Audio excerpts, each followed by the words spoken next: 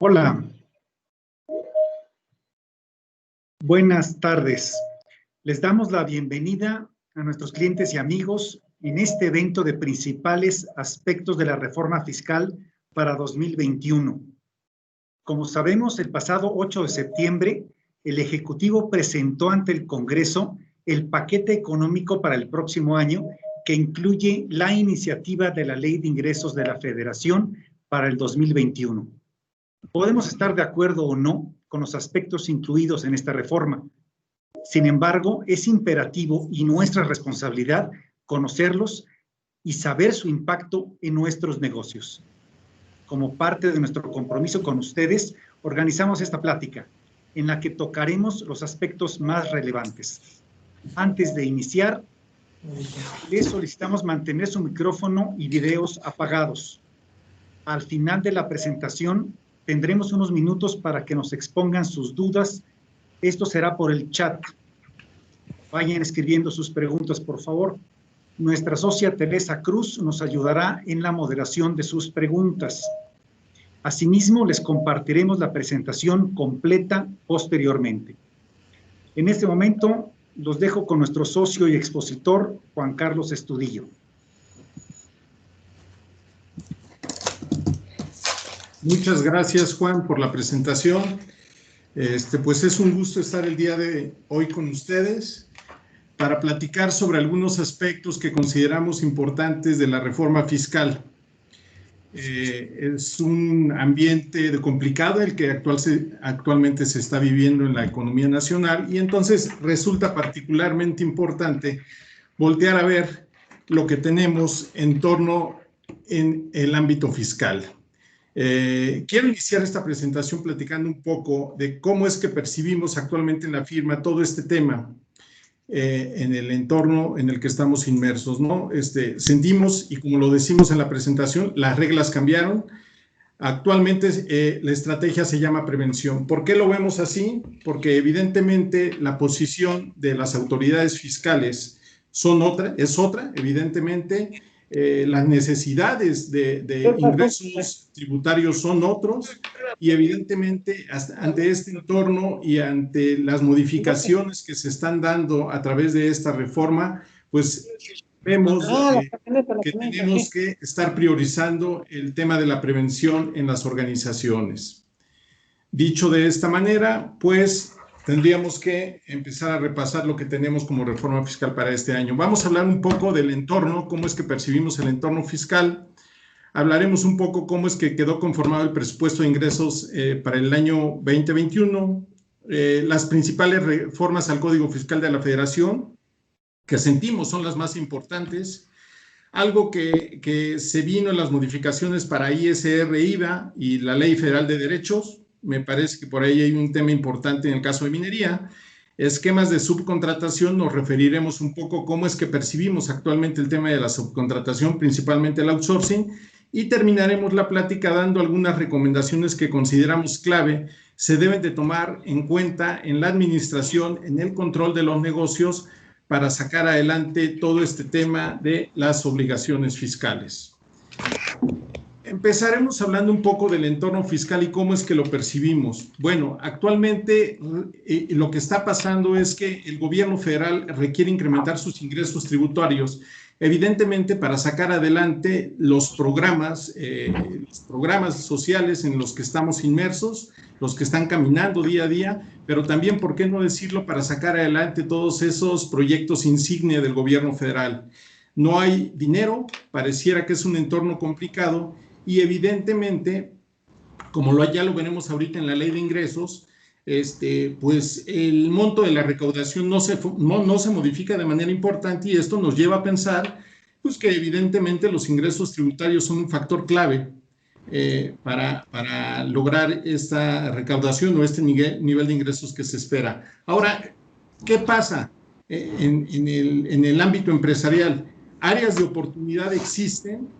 Lamentablemente, en este entorno estamos inmersos en operaciones con EFOS, con EDOS, malas prácticas de contratación en los esquemas de outsourcing, deducciones indebidas y muchas más. Entonces, ni mandado a hacer. Me parece que este es un área de oportunidad que tiene actualmente el gobierno para empezar a focalizar los esquemas de fiscalización. No antes, sin echar a andar una serie de modificaciones importantes que requiere tener el piso relativamente plano para enfrentar todos esos esquemas de fiscalización que ya tiene determinados y que de una manera prácticamente muy sencilla tendría que echar a andar en 2020, ¿no? Concluyo diciendo que pues, básicamente van a ser mismos contribuyentes, más fiscalización. Eso es lo que se espera. Realmente lo que hay que reconocer es, ciertamente como fue una promesa de campaña y una promesa del presidente actual, no tenemos más impuestos, es evidente, pero sí tenemos actos de fiscalización más fortalecidos, más agresivos y tendientes a incrementar el nivel de ingresos tributarios que tenemos actualmente, ¿no?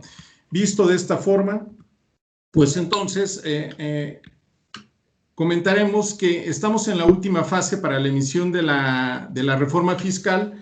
Todo empezó por ahí del mes de septiembre, cuando el Ejecutivo se la turnó a la Cámara de Diputados, le hicieron alguna modificación importante por ahí, se mandó al Senado y fue que el Senado se la regresa a la Cámara de Diputados antes del 5 de noviembre. Para este entonces, para el 5 de noviembre, la Cámara de Diputados ya la había aprobado y ahorita estamos en el trámite final en donde solamente falta publicar en el Diario Oficial de la Federación. Prácticamente es una reforma que ya está autorizada.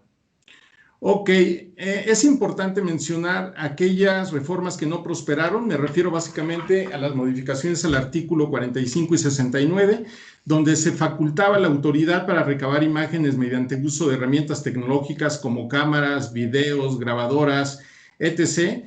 Entonces, por tranquilidad de todos, les he de comentar que esta reforma no prosperó. Y entonces, pero es importante mencionarlo porque en los últimos días, yo diría en un par de meses, pues este tema estuvo muy en boga, principalmente en los medios de comunicación. ¿Qué nos espera? ¿Cómo se integra la ley de ingresos para el año 2021? Y este es un tema importante que debemos voltear a ver. La verdad es que esperábamos todos que tuviéramos la oportunidad de tener de frente una reforma fiscal importante. Hemos de reconocer que es una reforma pues, que si bien no incrementa los impuestos, tampoco disminuye el nivel de ingresos tributarios que se espera para el año 2021. Este es un tema que debiéramos de estar entendiendo así, porque evidentemente el foco de la autoridad en todo momento sería incrementar los esquemas de recaudación, pues para llegar a los niveles de recaudación que quedaron en el presupuesto de ingresos para el 2021, ¿no? La verdad es que es una reforma que no tiene en el fondo, no se toca todavía el tema de cómo motivar la inversión privada, cómo reactivar la economía, y entonces esto nos preocupa en este momento en donde la situación económica y la crisis sanitaria nos tiene, particularmente en México, ¿no? Entonces, si se llegan a dar el supuesto o el nivel de ingresos tributarios para el año 2021, pues estaríamos tranquilos. De lo contrario, tendríamos que recurrir a ingresos derivados de financiamientos externos para sacar adelante los programas que tiene en mente el gobierno federal, ¿no? Como ya les había comentado, no hay nuevos impuestos, pero sí se mantienen algunos estímulos que se tenían en relación al 2021. Básicamente hay unos estímulos que ya vienen del año 2021 que se refieren básicamente a la adquisición de diésel y de uso de combustibles fósiles. Este estímulo se refiere básicamente al IEPS pagado por estos contribuyentes. La única modificación que viene en la ley de ingresos para este año es que estos estímulos a partir del 2021 se van a acumular. ¿Qué queremos decir con esto? Si nosotros teníamos un ingreso derivado de este estímulo en 2020, bueno, pues en 2021 lo vamos a seguir ejecutando. Simplemente lo único que va a pasar es que vamos a tener que pagar impuestos sobre la renta. De manera neta, pues prácticamente el beneficio se reduciría a un 70% aproximadamente. En el tema de tasas de retención de impuestos sobre la renta, me refiero a aquellos intereses pagados por el sistema financiero. Se reduce el porcentaje de retención que se venía realizando por el sistema financiero mexicano, pasando de 1.45 en 2020 a 0.97 en 2021. La verdad es que ahí también hubo comentarios de los sectores empresariales y se decía que para que esta modificación tuviera realmente un impacto importante, principalmente en las personas físicas, tendríamos que estar llegando a los niveles que teníamos en 2017, que es el 0.58%. Entonces se esperaba un poco más de esto, pero si bien es cierto, hubo una disminución importante.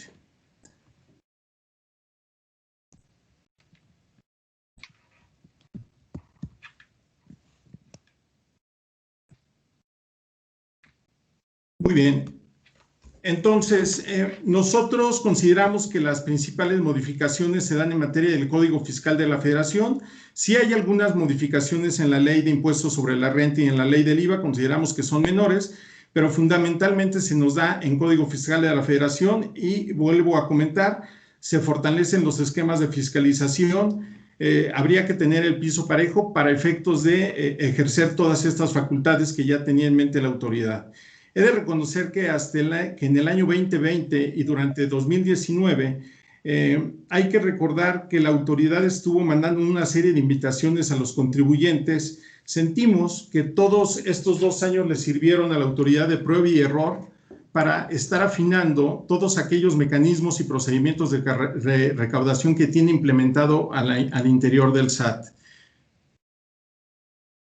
Con esto, pues evidentemente llega para un año 2021 con todo un tema de procedimientos perfectamente afinados para poder echar a andar las facultades y todos estos esquemas de fiscalización que ya viene ejecutando a través de invitaciones en todo lo que va del 2019 y en lo que llevamos del 2020, ¿no?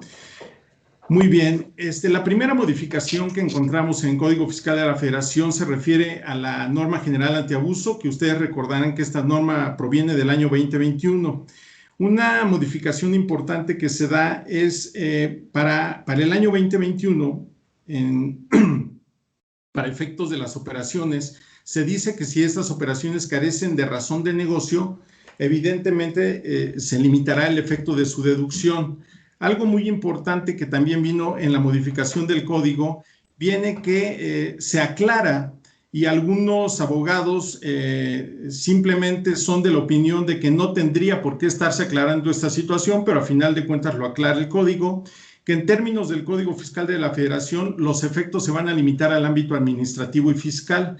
Hasta el año 2020, el propio ordenamiento lo que decía es que en ningún momento podía llegar al tema o al ámbito penal. Ellos hacen la aclaración agregándole un párrafo al artículo diciendo que con independencia de los procedimientos que sean constitutivos de una acción penal, evidentemente se seguirán en lo particular.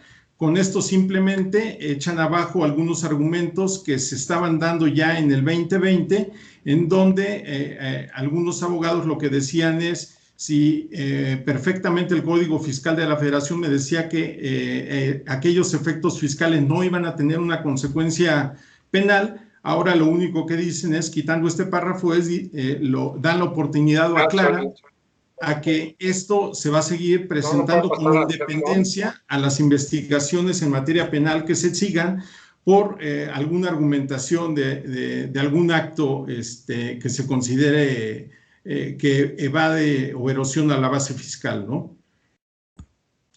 Muy bien, en términos de CFDI sin complementos de pago, básicamente a lo que se refieren es, hasta el año 2020, se exigía, por lo menos a través del Código Fiscal de la Federación, la emisión del CFDI por los pagos en parcialidades, y también se decía lo mismo de los pagos diferidos, pero esto solamente se mencionaba a través de la reforma de la miscelánea fiscal.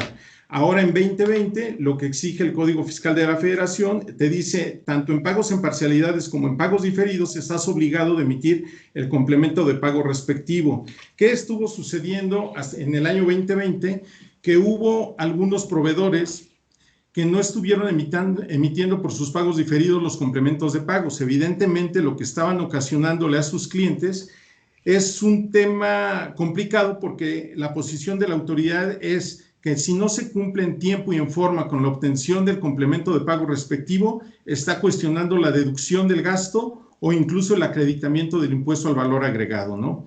Entonces, con esta aclaración, yo les diría que tendríamos que tener muy en claro que a partir del 2021 se va a tener que estar cumpliendo tanto en pago en parcialidades como en pagos diferidos la obtención de los complementos de pago respectivos. Simplemente a manera de recordatorio, decir que el pago en parcialidades es aquel en donde se tiene que señalar un plazo de pago que no exceda a 36 meses y el pago diferido es aquel en donde se tiene que señalar una fecha de pago y tiene que ser menor a 12 meses. Básicamente es la diferencia, ¿no? Entonces tendríamos que estar muy atentos y, ¿por qué no?, voltear a ver si todas las operaciones que tuvimos en 2020 o antes cuentan con los complementos de pagos respectivos. Hay que recordar que se tiene como fecha límite hasta 10 días determinado el mes para obtener los complementos de pagos por parte de sus proveedores. Si no es así, se pudiera estar poniendo en riesgo la deducción. En el tema de escisión de sociedades, se incrementa un párrafo en donde se dice que si por motivo de una escisión de sociedades se crean partidas adicionales en el capital contable de las compañías que se desagregan, evidentemente la escisión tomaría efecto de enajenación y se tendrían que pagar consecuentemente los impuestos. Evidentemente, a mí me parece que la autoridad estuvo identificando operaciones en donde, producto de la escisión, se aprovechaba la oportunidad o algunos contribuyentes encontraban la oportunidad de estar incorporando algunos efectos para cumplir con los porcentajes de escisión.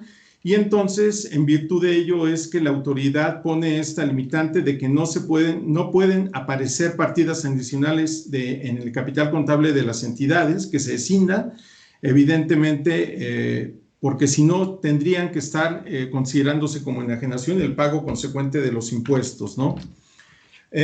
Hay un tema interesante que también se da, es que el límite de responsabilidad no será aplicable. ¿Qué quiere decir con esto? Que la responsabilidad no solamente le va a llegar a los accionistas hasta por el monto de sus aportaciones o de sus participaciones, sino que cuando se determine que una escisión se va a considerar que tome el carácter de enajenación, la responsabilidad le llega totalmente a los accionistas. Es un tema que habría que tomarse en cuenta. Los abogados y especialistas en la materia dicen que hay elementos para defender esta posición, por lo menos de manera prospectiva. En el tema de cancelación de sellos digitales, me parece algo afortunado de la modificación que se da para 2021, es que de manera directa se le cancelan los sellos digitales a aquellos EFOS que no hayan aclarado su situación y que de manera definitiva se encuentren listados en el artículo 69 o aparezcan en la lista del 69B. De manera definitiva le cancelará el sello digital autoridad. De la misma manera a aquellos que están en la lista del 69 bis, que básicamente se refiere a los contribuyentes que estuvieron transmitiendo pérdidas de manera indebida.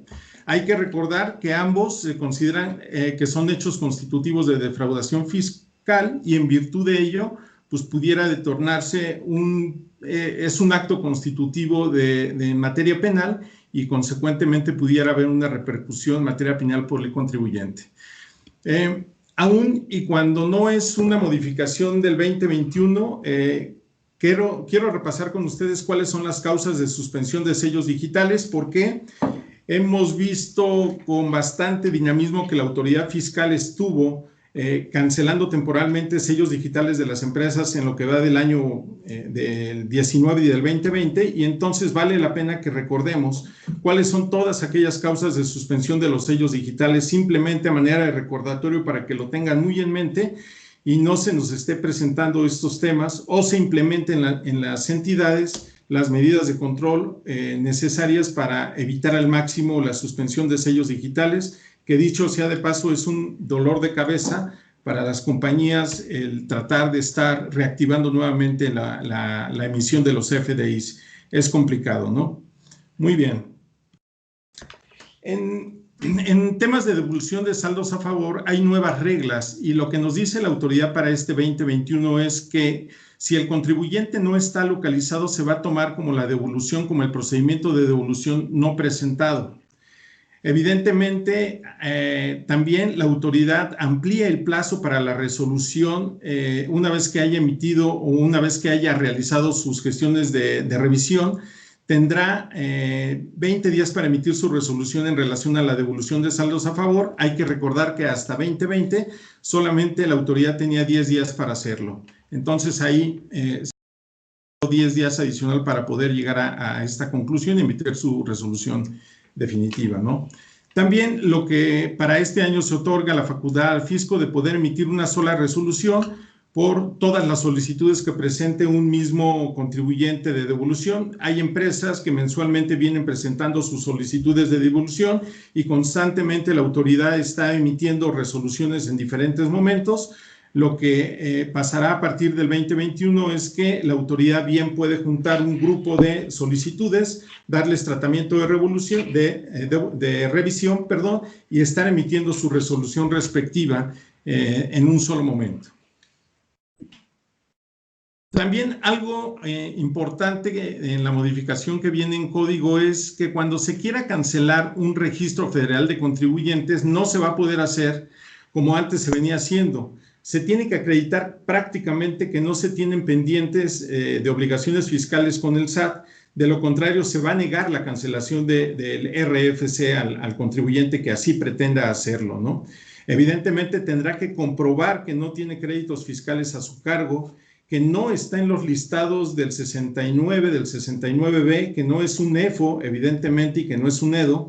Hay que recordar que los EFOs son aquellos contribuyentes que emiten facturas por operaciones simuladas y los EDOs son aquellos contribuyentes que compran o adquieren esas facturas de operaciones inexistentes. Entonces, tendríamos que acreditar los contribuyentes que quieran cancelar un RFC que no se encuentran en ninguna de las dos listas para poder hacerlo, ¿no? Evidentemente tendrá que estar al corriente de todas sus obligaciones fiscales, me refiero básicamente a provisionales, declaraciones anuales, retenciones de impuestos. Entonces, esto es un cambio importante porque lo que están tratando de limitar la autoridad en este momento es, oye, si tienes la posibilidad y me demuestras que ya no tienes pendientes, obligaciones pendientes conmigo, voy a acceder a cancelarte el registro federal de los contribuyentes. De lo contrario, se va a complicar y se va a tener que cumplir en primera instancia con estas condiciones para poder cancelar el RFC. Me parece que es un cambio importante y sí lo vemos con buenos ojos, ¿no? Otro tema muy interesante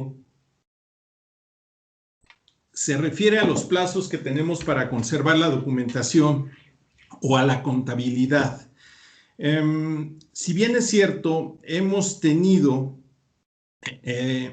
estado sugiriendo que esta documentación o esta contabilidad se guarde por un término no mayor a 5 años, porque es el tiempo que tiene la autoridad para estar ejerciendo sus facultades de revisión. Bueno, para este año se hace una aclaración importante y lo que se dice es, hay cierta información que el contribuyente tiene que estar reteniendo o conservando para toda la vida de la empresa. Entonces, esto sí va a ser muy importante porque todas las empresas a partir de este momento tendrán que implementar los controles necesarios para garantizar que toda esta documentación la van a estar guardando por toda la vida de la empresa. Oye, Juan Carlos, este tema puede ser retrospectivo, me lo va a exigir las autoridades para años anteriores. Pues técnicamente me parece que hay elementos jurídicos para pensar que esto tendría que ser a partir del 2021. Sin embargo, hay opiniones encontradas y se dice que en todo momento los movimientos de capital de CUCA y de CUFIN tendrían que estar acreditándose con la integración de la información que ampara su generación y sus movimientos por toda la vida de la empresa. Dicho de esta forma, pues yo sí que quiero hacer una puntual recomendación que se haga una revisión por parte de las empresas a fin de tratar de integrar los saldos y los movimientos prácticamente de capital, de CUCA y de CUFIN. Y si bien es cierto que este ordenamiento entre en vigor a partir del 2021, pues tomar en cuenta que la documentación que tienen que estar integrando en sus expedientes se refiere básicamente a actas de asamblea, estados de cuenta, avalúos por las aportaciones en especie que se hayan llevado a cabo en algún momento, es muy importante. Documentación que ampare superávit por evaluación de activos que se hayan hecho derivado de alguna capitalización, documentación de capitalizaciones, y destaco algo muy importante, de registros contables. Si en este ordenamiento ya nos destacan que también tenemos que conservar los registros contables de estas operaciones para toda la vida de la empresa, pues tendríamos que tener mucho cuidado de cuáles son todos aquellos registros contables que van relacionados con los movimientos de capital para poder también conservar esta parte o este segmento de la contabilidad, ¿no? De la misma manera, se tiene que conservar las actas de suscripción de títulos accionarios. En lo que se refiere a fusión, también se tendrán que conservar actas de asamblea, estados financieros, papeles de trabajo de CUCA y CUFIN antes y después de la fusión. Y aquí yo me pregunto, si yo llego a cabo una fusión en el 2021, pues evidentemente lo que nos dice esta modificación es que yo tengo que conservar mis papeles de trabajo de CUCA y CUFIN antes de la fusión o de la escisión. Y con esto, pues se abre la posibilidad de que en cualquier momento la autoridad me puede estar revisando estos saldos con la integración de la documentación, y le tendré que exhibir la documentación que ampara los saldos y los movimientos de CUCA y CUFIN. Habrá que tener mucho cuidado con ello. También de CUCA y CUFIN lo que nos dice que tenemos que estar conservando por toda la vida de la empresa es las constancias de dividendos cobrados y pagados y los estados de cuenta. Entonces, me parece que con esto es una modificación importante que nos llevaría a tener controles necesarios para estar cumpliendo estos ordenamientos. Muy bien. Otro tema interesante es el de la difusión fiscal que se da en el artículo 33 del Código Fiscal de la Federación. Y espérense que a partir del año 2021, a propósito de todas las comunicaciones que ya se venían haciendo a través del buzón tributario, a partir de este año la autoridad, y derivado también, ¿por qué no decirlo?, de que ya cuenta con mucha información disponible para poder hacer comunicados de todo tipo a los contribuyentes, se dice a través de los buzones tributarios, voy a aprovechar la oportunidad para recordarte cuáles son los parámetros de utilidad generada por los diferentes sectores. Esto es muy importante porque seguramente la autoridad ya tiene unas bases de datos lo suficientemente robustas, divididas por actividad económica y sectores económicos, en donde ya tiene perfectamente identificado cuál es el porcentaje de utilidad de un sector determinado o de una actividad determinada. Entonces, con ello, va a tener la oportunidad de estarle comunicado todo esto al contribuyente a efectos de que el propio contribuyente haga su propia autoevaluación de cómo es que estoy generando mis márgenes de utilidad en relación a todo este benchmark que ya me está informando la autoridad. Esto es muy, muy importante.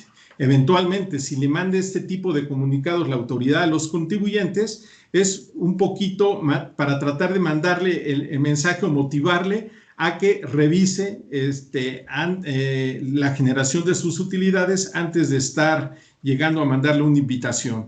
También le estará recordando cuáles son los conceptos deducibles para su sector o su área de actividad, y por qué no, también a partir de este año le puede estar mandando propuestas de pago a través de declaraciones prellenadas. Evidentemente, con toda la información que ya tiene en la bóveda del SAT o en las bases de datos de la autoridad, pues tiene la oportunidad de estar generando las propuestas de pago de pagos provisionales de renta, IVA, de manera definitiva, o incluso del impuesto anual. Esperemos que a partir de este año sea muy activa la difusión fiscal que tenga la autoridad a través de los buzones tributarios, por lo que tendríamos que estar muy alerta y revisándolos de manera periódica, si no es que de manera semanal, para estar volteando a ver lo que la autoridad nos quiere mandar a revisar. También otro tema interesante que se viene en el artículo 40 del Código habla del aseguramiento precautorio. Y aquí hay que detenernos un poco. Lo que está diciendo la autoridad con esta modificación es que no solamente va a tener una responsabilidad del contribuyente que se encuentre en un tema de erosión de la base fiscal, sino que también tiene una responsabilidad solidaria ante estos actos los terceros relacionados. Y voy a poner un ejemplo. Si un contribuyente que es un EFO, evidentemente a través de la figura de honorarios asimilados a sueldos le paga a una persona física, evidentemente este tercero relacionado viene siendo la persona física que se caracteriza como ser un EDO, ya que él fue el que tuvo la oportunidad de prestarle los servicios al EFO y de cobrar bajo el esquema de honorarios asimilados a sueldos. Si se distingue que esta persona es una parte relacionada, como bien lo dice la norma, evidentemente también pudiera llegar a tener un aseguramiento precautorio con el tercero relacionado, llámese proveedores, y estarle bloqueando también incluso el aseguramiento de sus cuentas bancarias, que es otra de las partes que se modifica en este ordenamiento, en este artículo 40 del Código Fiscal. Lo que nos dice es que se cambia el orden de prelación del aseguramiento precautorio y ahora, antes de embargar los activos fijos, en primera instancia estarían embargando las cuentas bancarias del contribuyente y de los terceros relacionados en caso de que se nieguen a contribuir con la autoridad para brindarle información en relación al contribuyente que está siendo revisado. Entonces, tendríamos que tener mucho cuidado con esto. Si eventualmente un contribuyente tiene operación con un EFO, tener en mente que también si este EFO no es localizado y evidentemente la autoridad tiene que estar reclamando el pago de un impuesto, no nos sorprenda que esté compulsando al proveedor. Si el proveedor somos nosotros o somos la empresa que contrató los servicios del EFO, pues tendríamos que estar cooperando en todo momento con la autoridad para no tener un aseguramiento precautorio a nuestras cuentas bancarias. Me parece que esto es un cambio importante en el artículo 40 del Código. Otro tema es que se le da facultad a los visitadores de las revisiones de auditoría o de las visitas de auditoría, tendrán la facultad a partir del 2021 para hacer valoración de los documentos o informes obtenidos por terceros. ¿Qué quiero decir con esto? Que a partir de este 2021, los visitadores o aquellas personas representantes del SAT que nos lleguen a hacer las revisiones de auditoría, van a tener esta facultad de valorar si los documentos que les estamos poniendo a consideración para juzgar una operación es lo suficientemente, los convence lo suficientemente como para poder aceptarla. De no ser así, ellos van a tener la facultad de poder hacerlo. Lo que preocupa de esta disposición es que la verdad es que una responsabilidad o una facultad que anteriormente tenían los juzgadores, pues ahora lo vamos a encontrar también incluso en los visitadores, que ellos van a tratar de discriminar en todo momento, de aceptar los documentos o informes que nosotros le estaremos entregando derivado de alguna revisión de auditoría. Muy bien, en el tema de acuerdos conclusivos, hay que recordar que el acuerdo conclusivo es aquel procedimiento donde se pide la intervención de la PRODECON a efectos de que sea un mediador entre el contribuyente y la autoridad en la resolución de conflictos. Se limita que los acuerdos conclusivos se van a estar obteniendo a partir del 2021 o se limita la obtención de estos acuerdos conclusivos. ¿A qué me refiero? Se aclara en qué momento se dan como improcedentes la obtención de los acuerdos. Se dice que si soy un EFO o si es un contribuyente que esté en la lista negra del 69B, evidentemente se limita para que él pueda acceder a la obtención de un acuerdo de este tipo. De la misma manera, se dice que en procesos de devolución en donde se hayan detonado auditorías, en donde la autoridad tiene que estar revisando la documentación que ampara la devolución que requiere el contribuyente, también si ya estamos inmersos en este procedimiento, no procede la obtención de un acuerdo conclusivo. Y de la misma manera, aquellas compulsas a proveedores que se hagan por ser terminados o que se inicien por parte de la autoridad, el proveedor no podrá acceder a obtener un acuerdo conclusivo por parte de PRODECON.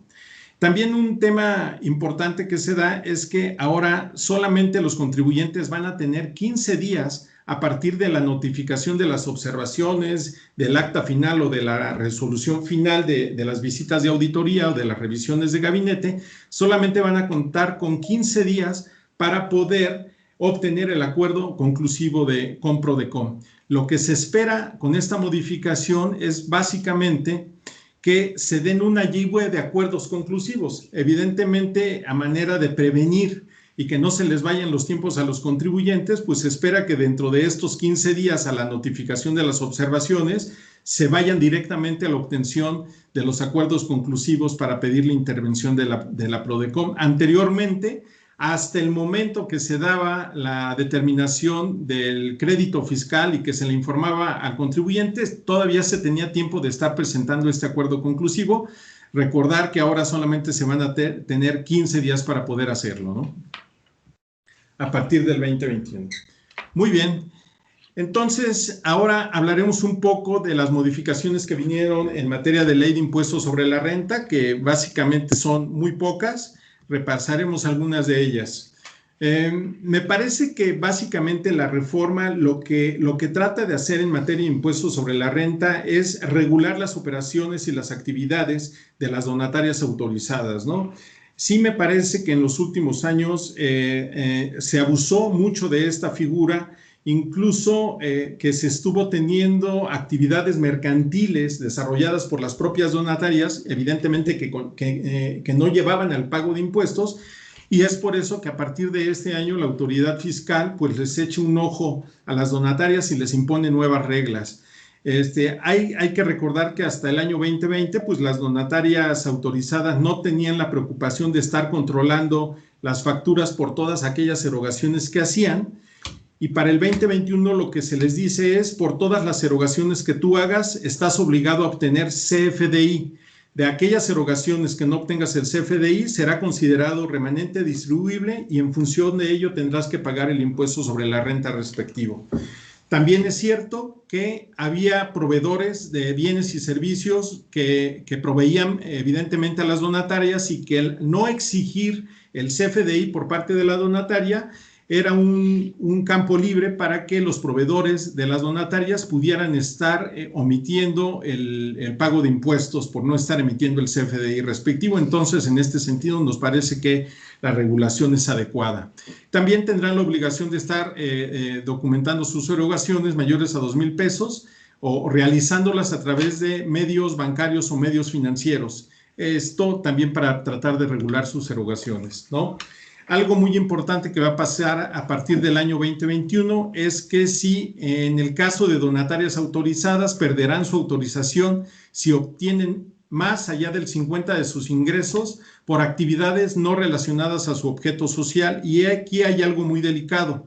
No solamente se trata de saber si van o no a perder la autorización las donatarias a partir del momento que rebasen más allá del 50% de sus ingresos.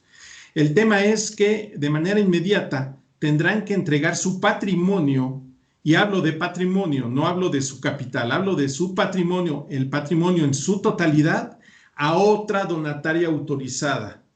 Con esto la autoridad lo que quiere garantizar es, y lo que estuvo pasando en otros años es que la donataria autorizada, al perder su autorización, cambiaba fácilmente su giro, su actividad, y utilizaba los bienes para otras actividades diferentes para los cuales los donantes originalmente autorizaron la emisión de esas donaciones, ¿no? Entonces, con ello también se está tratando de eliminar esta posibilidad, y por eso es que se obliga a que estén obligadas a entregar a su patrimonio a otra donataria autorizada para estar tratando de limitar esta posibilidad. También a todas aquellas A, C y SC que se dediquen a la investigación, al otorgamiento de becas, protección de medio ambiente y protección animal, se tendrán que constituir sin fines de lucro a partir del 1 de julio del año 2021 y obtener la autorización para recibir donativos. Con ello, lo que se busca también es, de la misma forma que las donatarias autorizadas, pues, entren en este cúmulo de obligaciones que tienen que estar cumpliendo. Si no lo hacen, a partir del momento que no lo hagan, para el año siguiente tendrán que estar tributando bajo el régimen general de contribuyentes del título 2 del impuesto sobre la renta, es decir, de actividades mercantiles. Entonces, más vale estar tomando en cuenta esto. Un tema interesante que también se da en la reforma de 2021 son que se limita a las personas físicas que puedan cobrar o utilizar esquema de asimilados a salarios para cobrar hasta 75 millones de pesos de ingresos bajo esta modalidad. ¿Qué estuvo pasando? Resulta que en la justificación de motivos que se presenta en la reforma, se dice que algunas personas físicas estaban utilizando estos esquemas para cobrar los honorarios asimilados para evadir el pago del 10% del impuesto corporativo, pero también en otros casos evadir el pago del 10% del impuesto corporativo en el caso de que si lo hubieran hecho al retirar dividendos, ¿no? Evidentemente este es un beneficio que lo tienen al hacerlo bajo esta modalidad.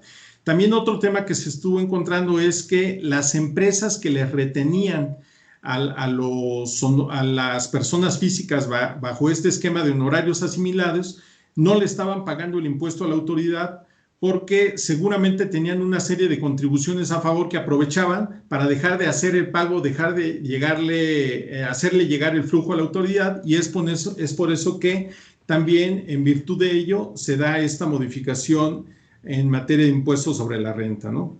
Entonces, realmente lo que se propone la autoridad es limitar la estrategia bajo el uso del esquema de honorarios asimilados. Es básicamente por el que se da esta modificación a la ley.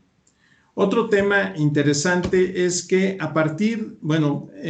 cabe destacar que hasta el 2020 todas las empresas de plataformas tecnológicas que ponían a su disposición este tipo de servicios a los clientes, tenían la obligación de estarle reteniendo a sus usuarios en relación al nivel de ingresos que estos iban teniendo.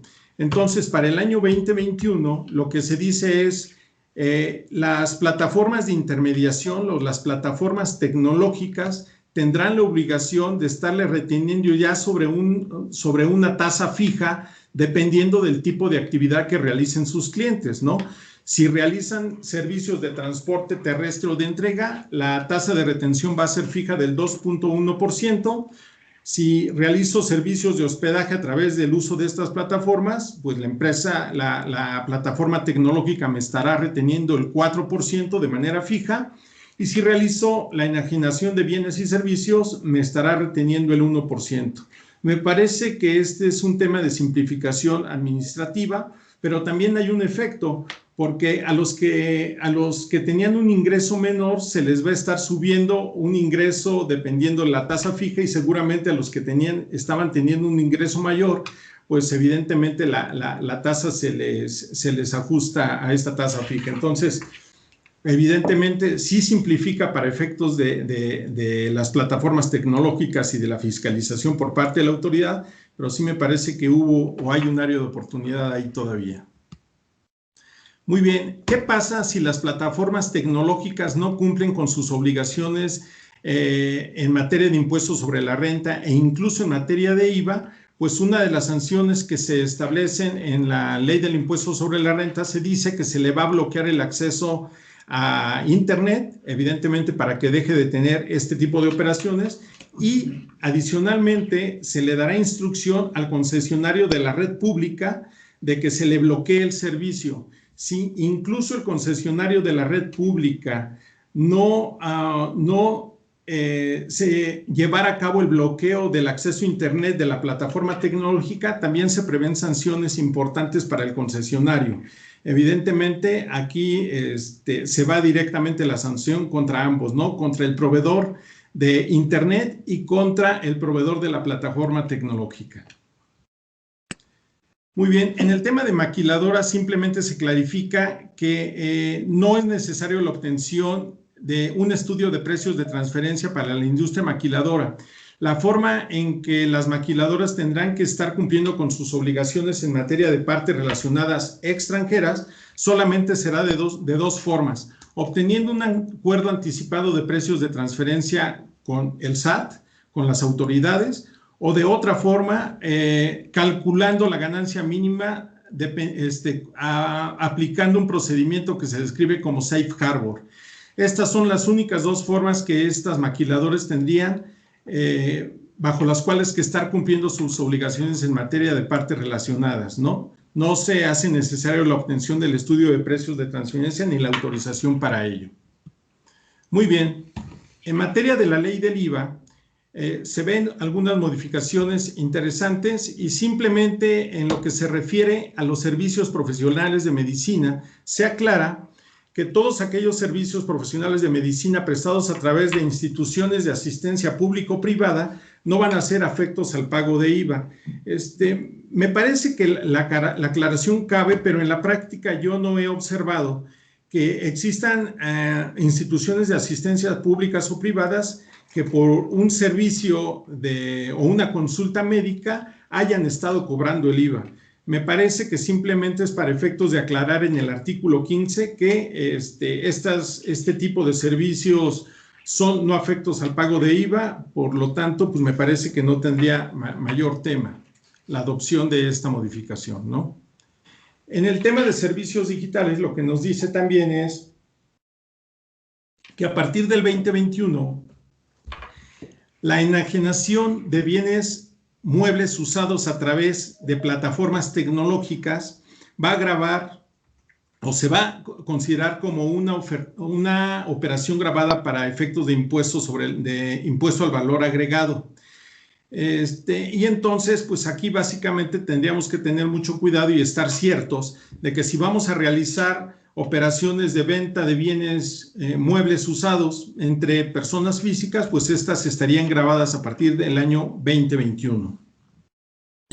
Otro tema interesante, se les da básicamente aquellas obligaciones que van a tener las plataformas de intermediación o las plataformas tecnológicas a partir del año 2021. Se dice que a todos aquellos residentes en el extranjero que no tengan un establecimiento permanente en México y que presten sus servicios a personas físicas ubicadas en el país, pues evidentemente les tendrán que retener el 100% del IVA. ¿Sí? Lo explico de otra forma. Si hay un residente en el extranjero que le presta un servicio de hospedaje a un residente en territorio nacional, y que haga uso de esta plataforma tecnológica como medio para ofertar su servicio, evidentemente cuando la persona física en territorio nacional haga el pago de la contraprestación, la plataforma tecnológica en ese momento tendrá la obligación de retenerle el 100% del IVA por la operación.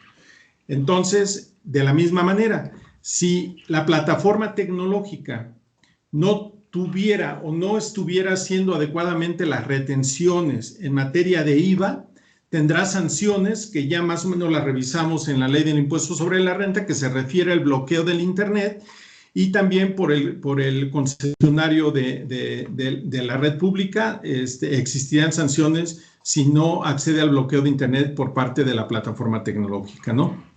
Muy bien, esto es en lo que corresponde a la ley del IVA. Y por último, quisiera repasar con ustedes lo que se refiere al derecho minero en la Ley Federal de Derechos. Se establece una modificación que nos dice que a partir del año 2021, el derecho ordinario que se pague sobre minería se va a poder acreditar hasta en un 50% contra el impuesto especial minero. Hay que recordar que esta industria paga un porcentaje aproximado del 7.5% sobre el EBITDA minero que se determine por los contribuyentes que están en este sector, ¿no? Simplemente van a tener el derecho de acreditar su derecho ordinario contra el impuesto especial minero. Me parece que esta es una modificación importante que deberán tomar en cuenta los contribuyentes que se encuentran en este sector. Muy bien, hay un tema que viene para 2021 y que a manera de recordatorio les queremos comentar.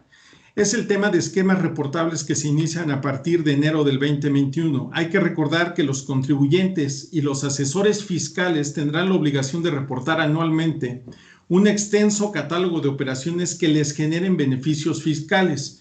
¿A qué nos referimos con esto? Pues que a partir del año 2021, los contribuyentes que hayan tenido o que hayan realizado algún esquema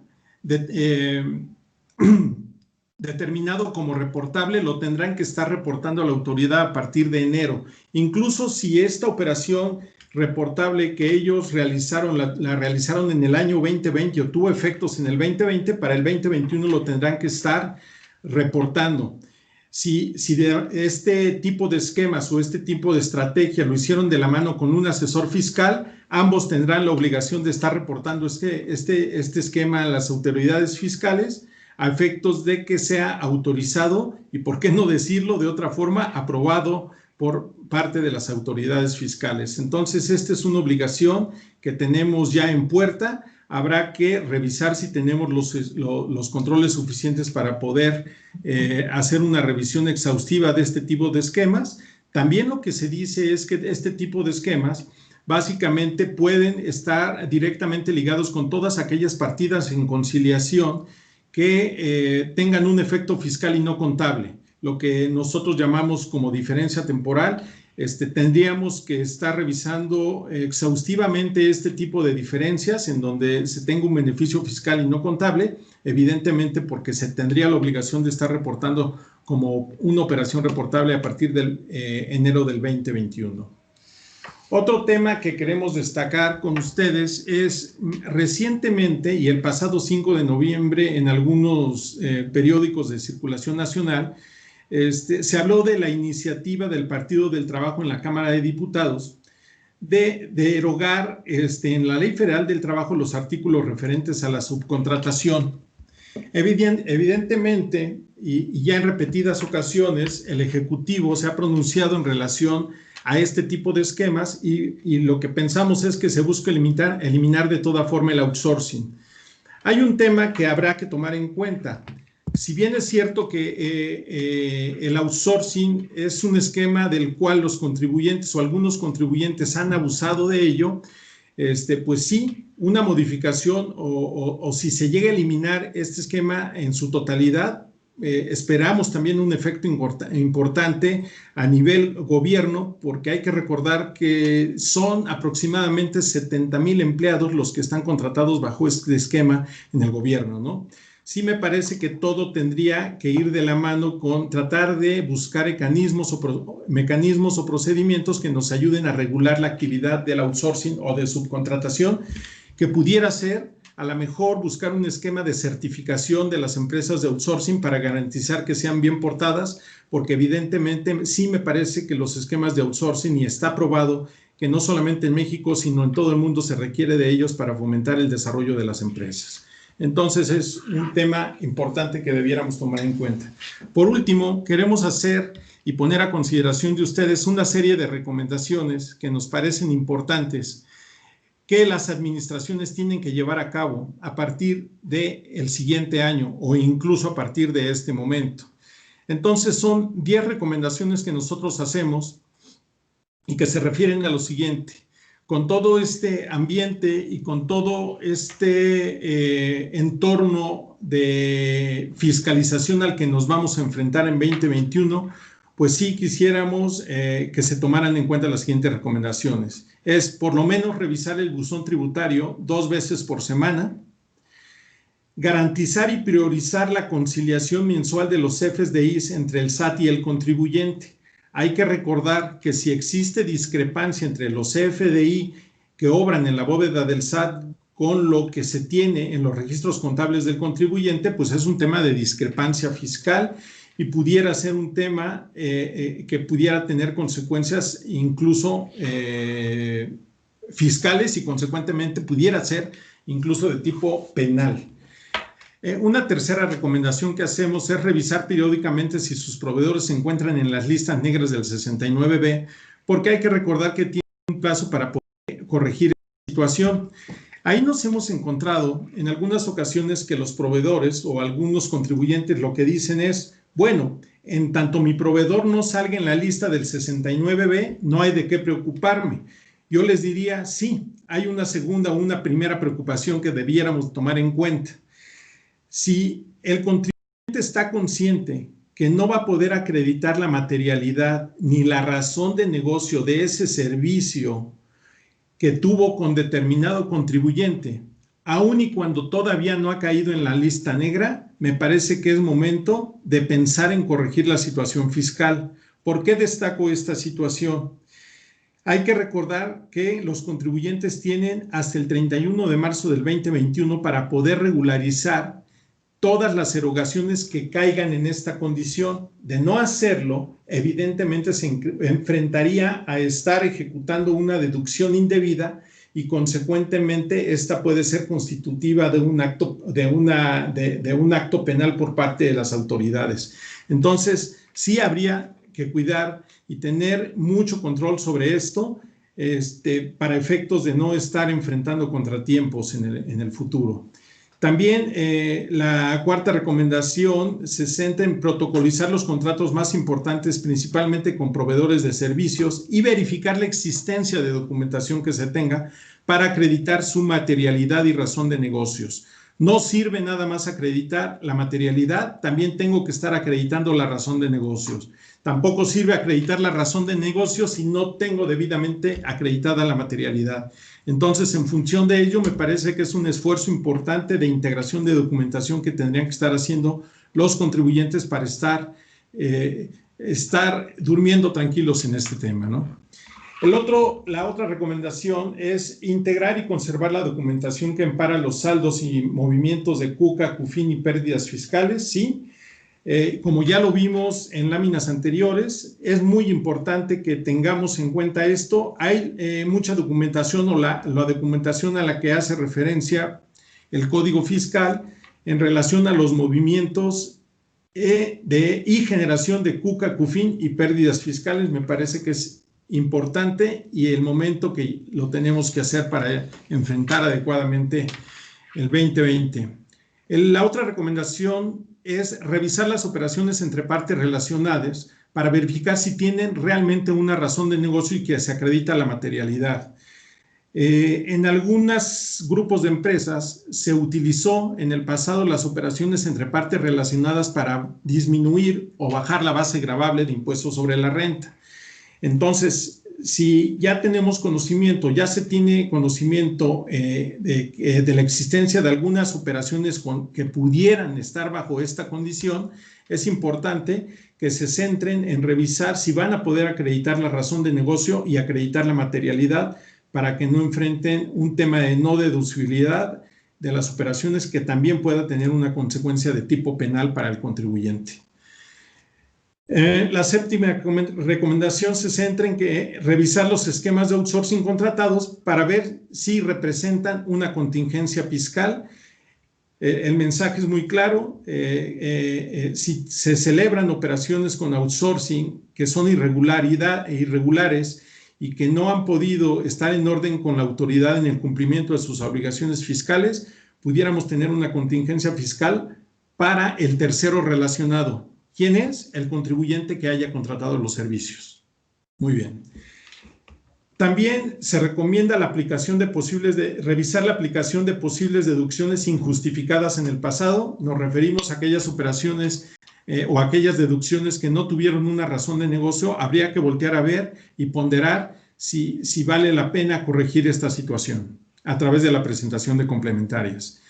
También se dice que se tiene que establecer un control interno en el cumplimiento de obligaciones fiscales muy estricto para garantizar que se cumplan cada una de las condiciones que hemos repasado en esta plática. Y por último, esta es una recomendación que algunos abogados están haciendo y dicen, miren, es mejor un buen acuerdo con las autoridades en este momento. Y en todo momento hay que llegar a un buen acuerdo con la autoridad antes del cierre del acta final, es decir, antes de que determinen el crédito fiscal al contribuyente, porque de ahí en adelante ya se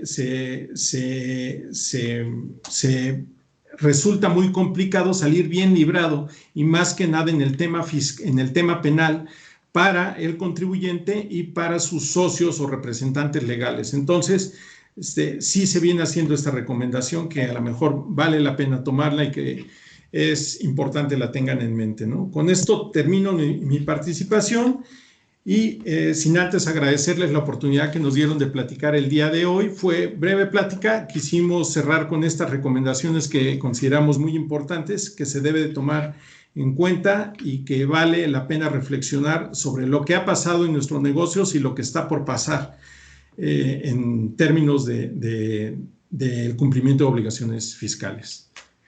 Pues yo agradezco y me parece que tenemos unos 5 minutos para el tema de preguntas y respuestas. Buenas tardes a todos. Juan Carlos, gracias por tu exposición. Tocaste pues, los puntos clave de la reforma 2021 y sobre todo recomendaciones muy puntuales a considerar para disminuir riesgos fiscales. Pasamos a la sesión de preguntas y respuestas, que tenemos por aquí algunas preguntas que han hecho los participantes. La primera que tenemos por ahí es: ¿qué alternativas tengo si cancelan mi CFDI?